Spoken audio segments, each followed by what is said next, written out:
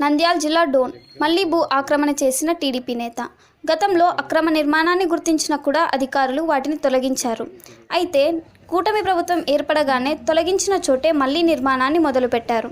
నంద్యాల జిల్లా డోన్ పట్టణంలో ఉన్న సర్వే నెంబర్ 305/1, 305/2, 305/3, 305/4, 92 గల ఎంకే వెంచర్ ద్వారా విక్రయించిన టీడీపీ నేత 30 అడుగులకు రోడ్డును కుదించడంపై కూడా అధికారులకు స్థానికులు ఫిర్యాదు చేశారు. అనంతరం ఆక్రమణపై విచారించిన కూడా అధికారులు 2022లో ఆ గోడను తొలగించారు.